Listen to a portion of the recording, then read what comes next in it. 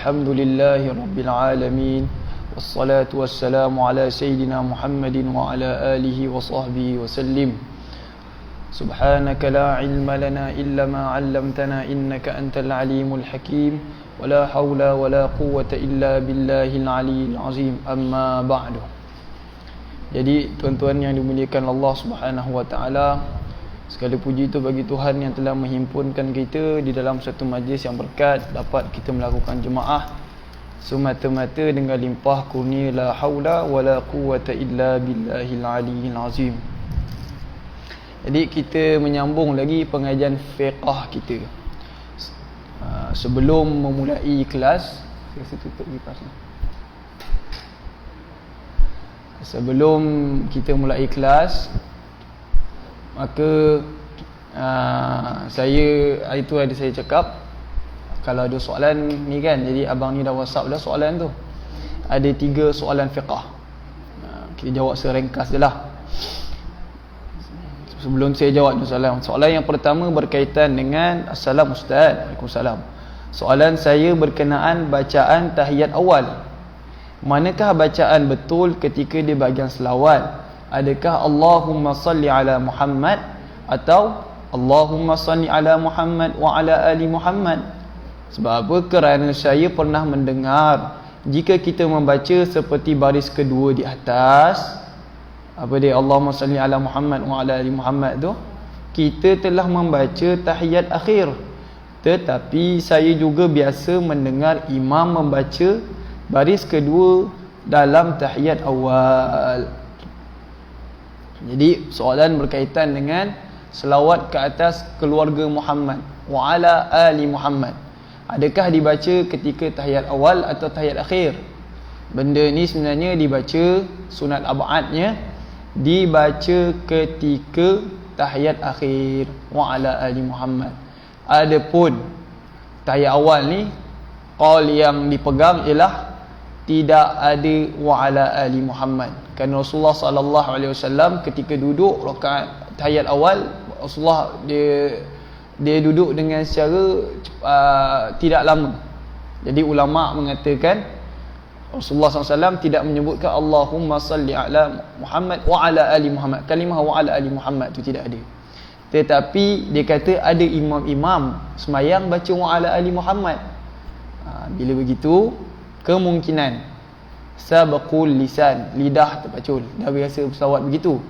Ataupun memang imam itu tahu ada ulama berpendapat mengatakan di tahiyat awal tetap disunatkan.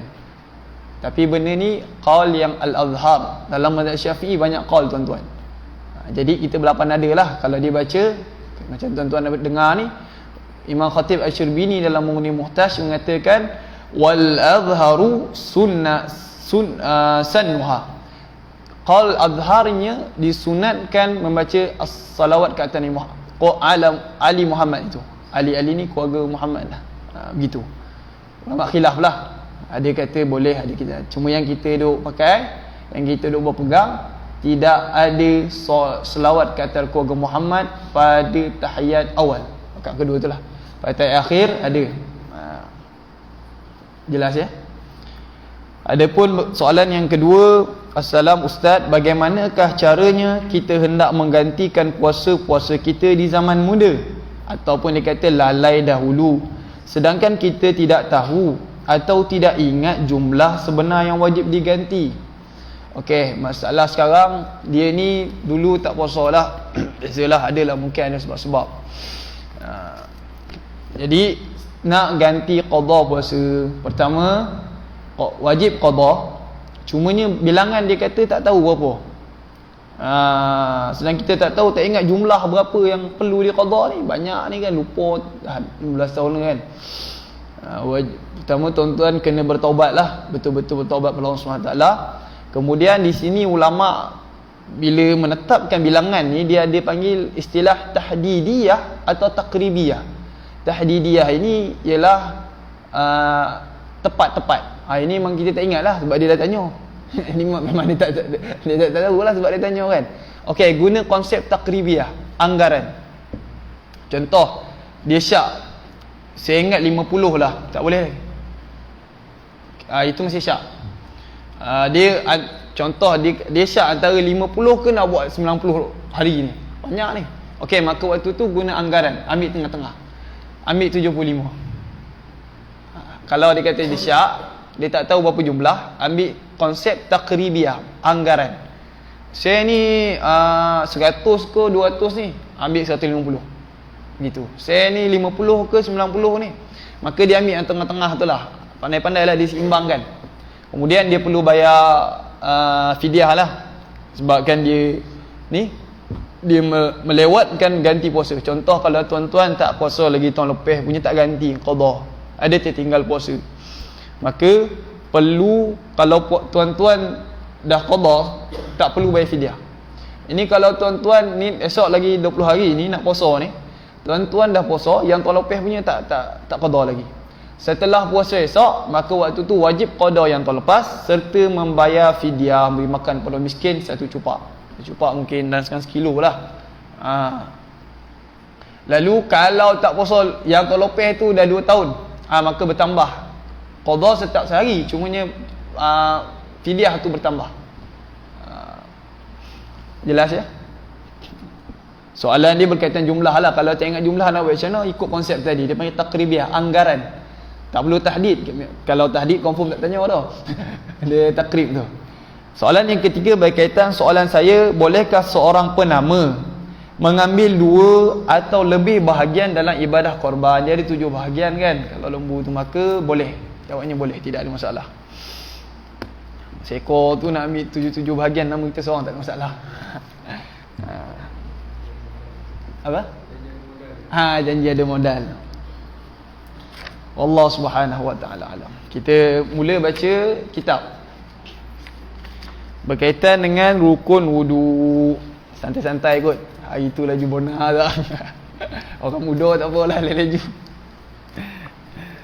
Tak maaf dah tuan-tuan. Saya sebab di rumah tu setiap hari baca dengan orang muda kitab. Kita orang baca memang terbawa-bawa, minta maaf. Rukun wudu, muka surat 24. Kita baca santai.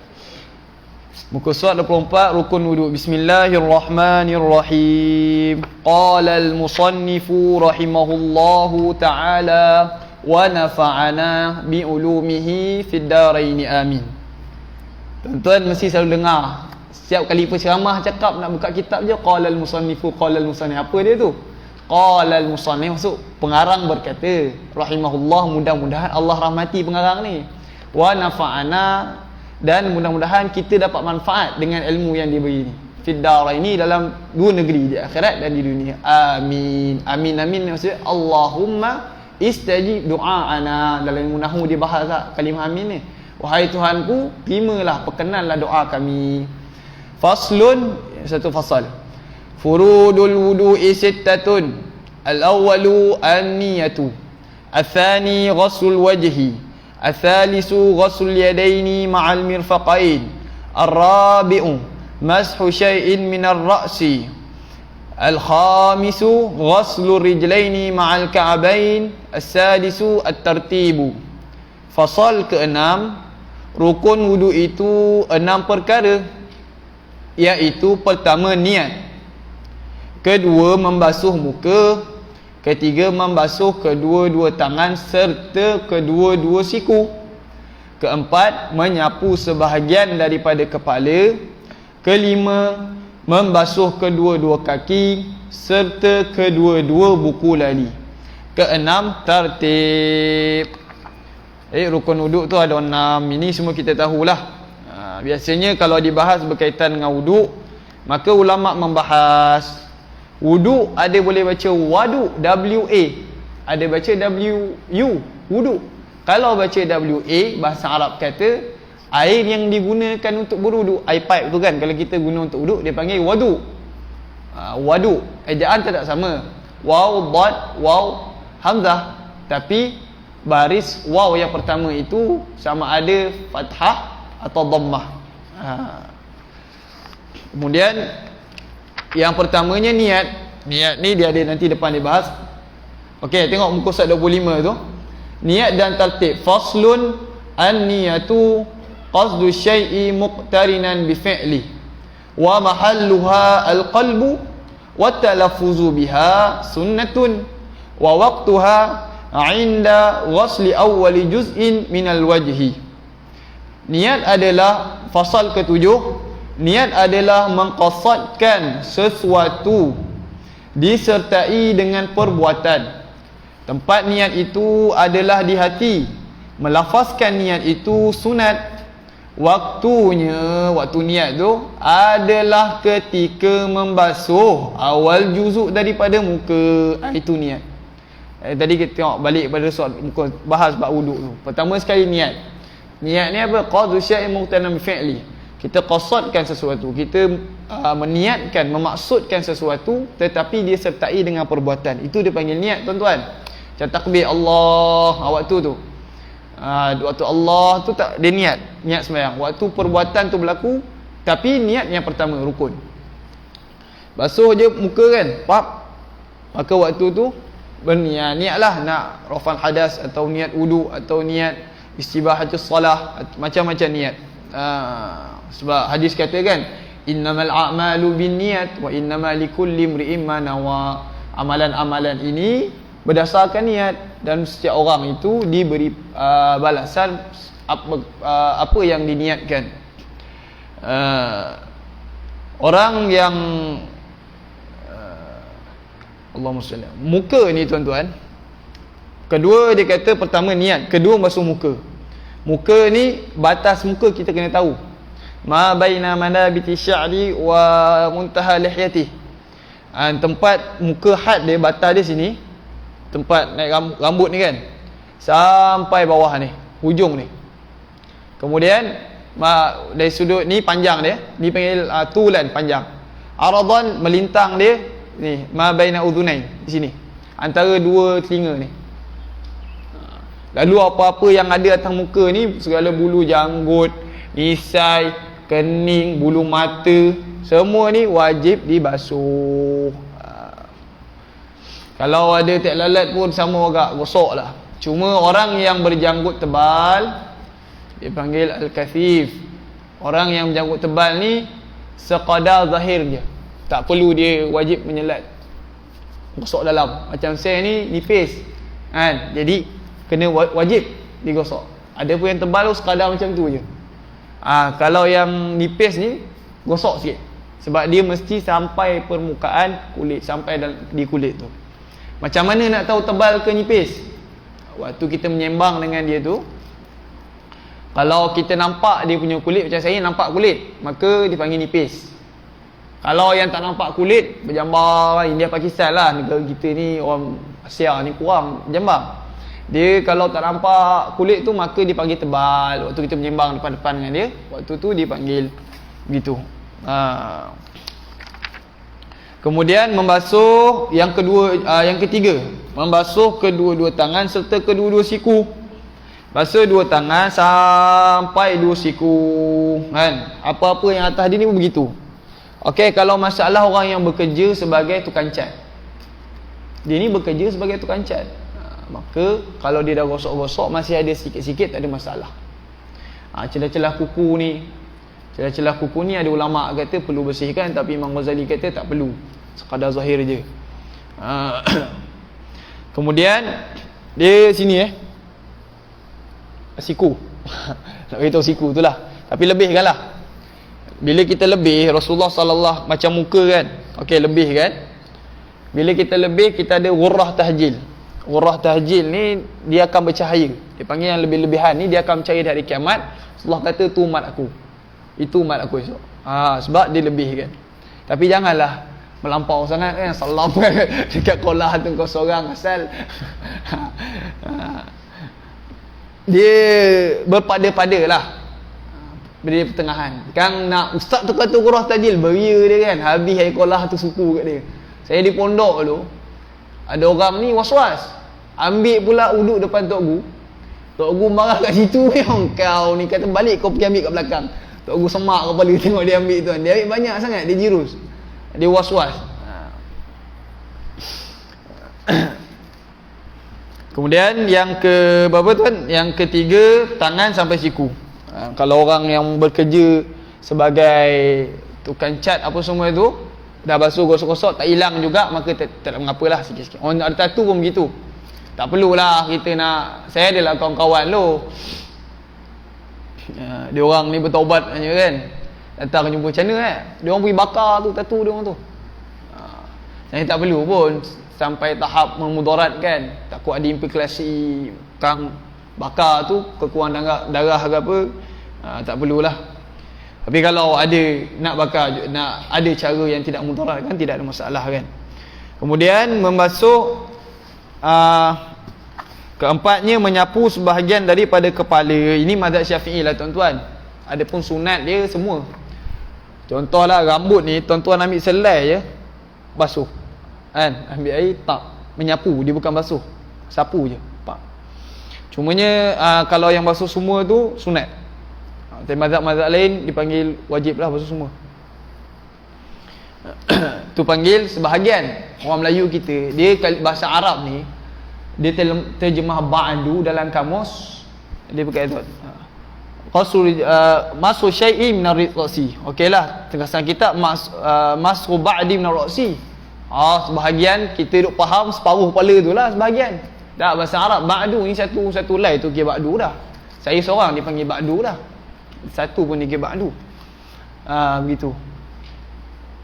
Cumanya kalau pergi umrah ke haji ke, eloknya basuh semua.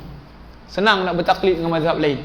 Tapi dalam mazhab kita ada, sebab kadang waktu tawaf tu kan ramai kan, kan tersentuh lelaki perempuan, maka waktu tu sama ada nak taklid mazhab lain ataupun nak menggunakan mazhab Syafi'i. Mazhab Syafi'i boleh, tapi dengan syarat ini, tapi qaul yang dikata solusi yang terakhir lah. Tak boleh lah nak gunakan Malaysia qaul begitu. Kalau kita nak pergi tawaf tu dah berimpit-impit, maka waktu tu kita masih berpegang dengan mazhab Syafi'i, tapi kita berpegang dengan qaul yang dhaif dalam mazhab Syafi'i. Qaul dhaif ni kadang-kadang hujah masih ada, cuma dari segi hujah tidaklah kekuatan sama dengan qaul muktamad tu. Tapi boleh. Syaratnya kita bukan saja aku dah tahu tawaf ni kan. Tengok pula kan. Ada orang Arab ni dia pakai harung ke waktu tawaf tu, dia besar. Kita orang Malaysia kecil. Jadi tak ada masalah lah nak bertaklid, atau kalau nak bertaklid basuh semua. Basuh semua kepala, sapu. Bukan basuh, sapu ni ambil air macam tu, pak. Basuh ni kena basuh lah. Kena mengalirkan air, jarul ma' alal idwi, mengalirkan air di atas anggota. Kemudian membasuh kelimanya, membasuh kedua-dua kaki serta kedua buku lali. Buku lali tahu kan? Yang tepi tu. Ada orang saya tanya buku lali kat tumit tu tunjuk tu. Tu dia. Parah bona tu. Ada, saya ingat ke, yalah kadang-kadang orang tua tuan-tuan, bukan budak-budak. Jadi saya tanya mana ni? Dia tumit yang ujung.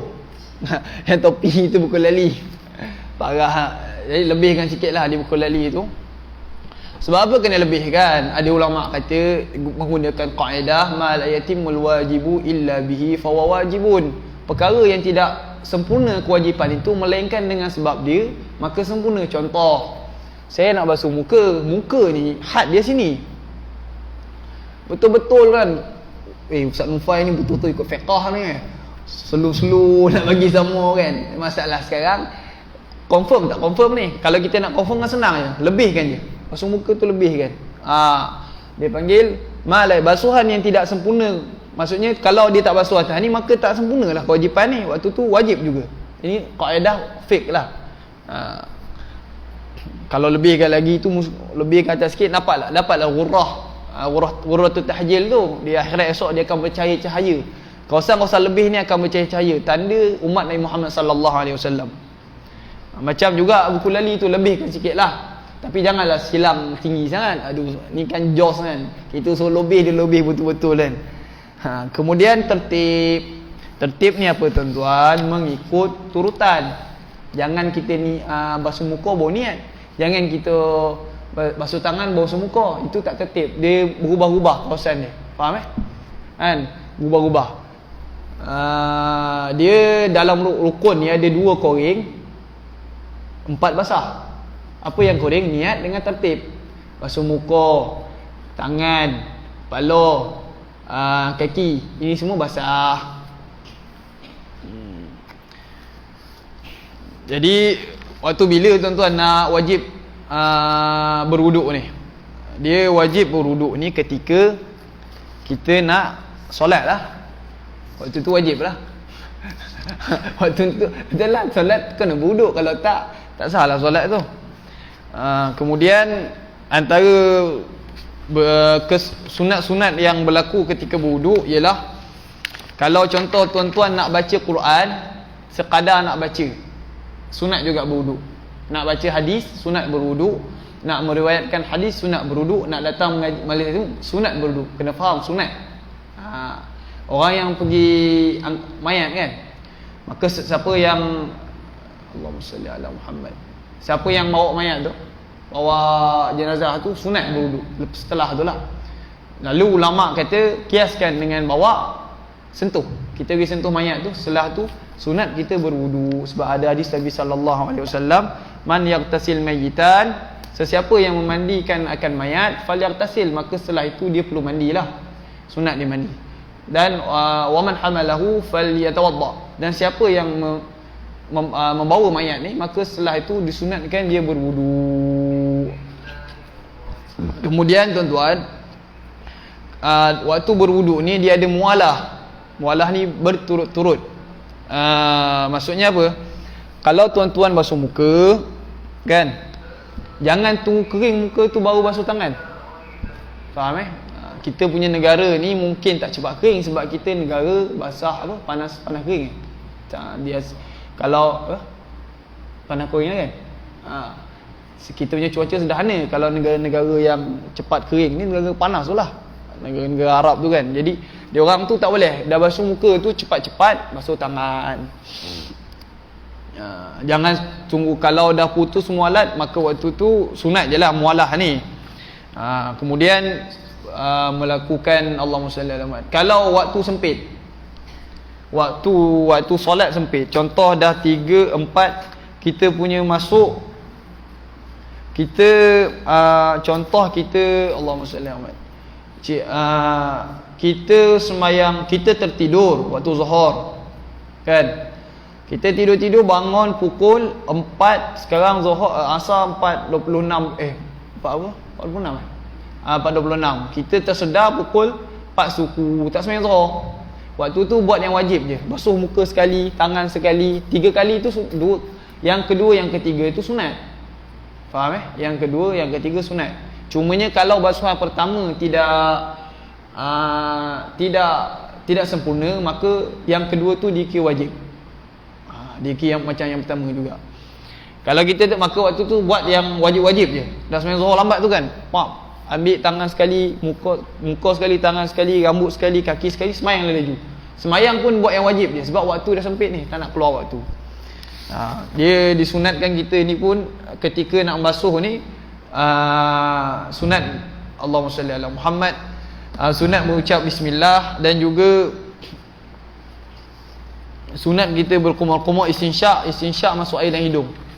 Masuk air dalam hidung ni seeloknya kalau bulan puasa kan kita masuk air dalam hidung, maka membatalkan kalau sampai khusyum ni sini. Kalau tuan-tuan minta maaf korek hidung sampai sini, tak ada masalah. Cuma kalau tuan-tuan korek sampai sini, maka minta maaf. Nak buat tu, saya memang kalau saya mengajar fake demonstrasi saya buat. Kalau berdiri saya berdirilah. Korek dalam ni, maka sikit je ni. Dia kalau sekadar saya main luar-luar ni tak ada masalah. Telinga kan, kita main luar-luar begini tak ada apa. Dia yang sini sebenarnya masalah, sampai atas ni. Itu pasal kalau ambil istinsyak tu, tahan dulu nafas. Masa saya di Indonesia lu care itu beritahu saya, dia kata tahan dulu nafas, tahan, lepas tu baru letak air. Jadi air tu tidak akan melepasi sini, jadi tidak batal lah kita punya puasa. Tapi sebenarnya memang tak batal pun, sebab wuduk ni satu perkara yang disyariatkan untuk semayang lah. Kemudian istinsyar ni mengeluar istinsyar kumur-kumur, kemudian masukkan hidung, keluarkan. Kemudian sapu dua telinga ni, zahir dan batin. Zahir ni dalam ni lah, batin luar ni. dengan air yang baru. Sapu dua telinga ni air baharu. Kadang-kadang kita tengok mazhab lain kot, dia orang apa, terus kepala dengan ni kan, selalu budak-budak India, Pakistan, Bangla buat. Kita perasan dia orang ni. Kemudian bila kita sunat juga, masukkan jari kelingking ni dalam ni, atau jari ni lah, masuk bersihkan. Kemudian tasbik ni jari kita waktu basuh tu begini, tasbik kan, selat-selat lah. Jari kaki tu pun begitu. Kadang-kadang ada orang jari kaki dia rapat-rapat, jari kaki rapat, maka perlu dia selat-selati. Kemudian kalau di tumet tu ada, Allahumma salli Ahmad, ada pecah-pecah bawah tu. Waktu tu pun selat kat tu. Faham Kalau orang yang masalah orang yang Allah mengecat, kalau kita ni mengecat dah tu raya je, kita kena bersih betul-betul. Orang yang kerja mengecat ni, dia orang tu kan lepas sembahyang mengecat balik, lepas asar mengecat balik. Jadi dia orang tu dimaafkanlah sekadar yang sikit-sikit tu. Kemudian disunatkan juga kita ni melakukan tayamun. Tayamun ni mulakan belah kanan dulu. Pasal muka pun belah kanan dulu, tangan kanan dulu, baru belah kiri. Kaki pun begitu. Kemudian kita ni juga sunat menghadap kiblat. Menghadap kiblat. Kemudian jangan minta orang tuangkan untuk kita. Ada orang suruh kan, kadang-kadang minta maaf lah, orang ada mungkin dulu ada orang ada jawatan tinggi ni, kita suruh orang curahkan air untuk dia mengambil wuduk. Maka tidak boleh lah, kecuali dia ni orang yang ada penyakit. Macam pakcik saya dulu dia sakit, jadi memang kita orang yang tolong spray-spray kan, maka dia akan ambil. Sebenarnya tuan-tuan, buka muka surat 28 tu, buat tartib 26. Saya tak perasan pula tadi. Yang atas tu tartib tak baca. Wa tartibu alla yuqaddama udhun ala udwin. Masih fasal ke-7, tak perasan sebab dia buat begitu. Tertib ni alla yuqaddam udhu ala udwin. Tertib iaitu tidak mendahulukan satu anggota ke atas satu anggota yang lain. Maksudnya pun macam tadi saya cakap lah, jangan basuh muka, basuh tangan lu, basuh muka. Confirm batal tu wuduk kita. Tidak sah lah tu wuduk kita. Setelah tu adalah doa-doa. Contoh lepas habis wuduk tu, asyhadu an la ilaha illallah wahdahu la syarikalah wa asyhadu anna Muhammadan abduhu wa rasuluhu. Allahumma ij'alni minat tawwabin. Selalu di tempat wuduk dia letaklah, wahai Tuhanku, jadikanlah aku daripada orang yang bertaubat, waj'alni minal mutatahhirin, jadikanlah aku orang yang bersuci. Subhanakallahumma, maha suci engkau ya Allah, bihamdika, dengan puji-pujian kepada engkau, asyhadu, aku bersaksi, alla ilaha illa anta, wa tiada Tuhan melainkan engkau, astaghfiruka wa atubu ilaik, aku minta ampun kepada engkau dan minta taubat kepada engkau. Belum ni lagi. Itu sunat-sunat dia lah. Kemudian panjang kat tu, cuma nak cerita berkaitan dengan makruh kita berwuduk ni israf, melampau. Guna air tu kan kat laut kan, mentang-mentang kat laut, dihunggar betul lah. Air banyak ni, makruh juga. Sebab Rasulullah sallallahu alaihi wasallam sini ada kata dekat Abdullah bin Maghfal, dia kata innahu sayakunu fi hadhil ummati qaumun ya'tadduna fit tuhur wa du'a. Ada Nabi SAW kata akan datang di umat aku esok ni orang yang melampau-lampau bersuci dan berdoa tu, melampau-lampau sangat. Kemudian makruh juga kita lebih daripada 3 kali. Dah 3 kali kan nak dapat gurah tahjil lah kononnya. Gurah tahjil seban pun makin 4. Yang keempat tu bukan gurah tahjil lah tu, makruh, kena tipu dia syaitan dia. Makruh. Kemudian Allahumma salli alaihi wasallam, jangan dia kurangkan daripada 3, kecuali macam saya cakap tadi lah, kita dah lewat waktu dah tak banyak, waktu solat tak dah pendek, waktu tu kita paksa ni lah buat yang pendek-pendek.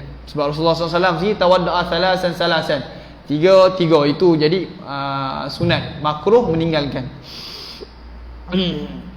Belum lagi kan, lagi 5 minit, takut telajak je. Banyak panjang ni. Lalu nanti dia akan bahas pula air tu, air bagaimana, air mutlak ni yang akan ke depan ni berkaitan dengan air. Sebab nak bahas tu panjang tuan-tuan, tak cukup masa. Boleh satu bab, satu pasal kaitan wuduk. Jadi selesailah bab rukun wuduk ada 6. Kemudian 4 basah, 2 kering. Jadi kalau orang perempuan kena jaga aurat lah waktu ambil wuduk tu. Walaupun sama-sama mereka ada juga batas-batas ni orang perempuan ni pun. Orang lelaki pun begitu. Jangan diselak sampai lutut. Kita ni kadang-kadang minta maaf cakap lah, lepas sembahyang je dia ingat aurat tutup lutut. Sebenarnya kat luar begitu tuan-tuan. Kadang-kadang ada orang tak pasal. Kawan saya kan dia main bola tu pakai atas lutut lah. Tapi setelah tu datang sembahyang dia tutup. Dia sangkakan aurat ni waktu sembahyang. Bukan, aurat ni luar sembahyang begitu. Aurat dia begitu juga, kena tutup pusat sampai lutut tu. Ini semua dia panggil tata cara persediaan untuk melakukan solat. Tata cara nak solat ni mestilah ada wuduk, mestilah suci. Berwuduk ni pula kalau orang yang mandi janabah, mandi berjunub, maka dia perlu berwuduk. Ada ulama kata sunat sebelum kita mandi itu kita berwuduk dulu. Ataupun sunat kita akhirkan wuduk tu, maksud selesai mandi baru. Sebab kadang-kadang ada orang ni dah mandi tu dia sentuh bahagian-bahagian, maksud minta maaf dia sentuh farash ataupun zakar ataupun lubang dubur, maka menyebabkan batalnya wuduk dia. Maka menyebabkan batang farash tu, batang zakar tu kalau kita sentuh dengan tapak tangan ni. Kalau dah ambil wuduk, contoh tuan-tuan dah ambil wuduk, lepas tu nak mandi janabah, nak kena bersihkan ni, trik dia macam mana, helah dia macam mana, gunakan yang belakang. Guna yang belakang ni tidak batal, guna yang depan ni akan membatalkan wuduk kita. Inilah bahagian depan dengan belakang. Dia bahagian belakang tu sebenarnya bahagian dalam tu. Kalau mandi janabah, kena eloknya mencangkung basuh bahagian punggung tu. Yang depan ni pun gosok-gosok je lah, cumanya gosok jangan guna depan ni lah, guna yang ni. Faham Allah. Setakat tu dulu masuk isyak dah kan. Wallahu subhanahu wa ta'ala alam. Segala yang baik daripada Allah subhanahu wa ta'ala, segala yang buruk daripada diri saya. Mudah-mudahan dapatlah manfaat dengan pengajian berkaitan dengan wudu. Dan teranglah bila dah mengaji ni kurang sikit was-was kan. Ini kan mana yang makruh, mana yang sunat. Tak apalah. Wallahu subhanahu wa ta'ala alam.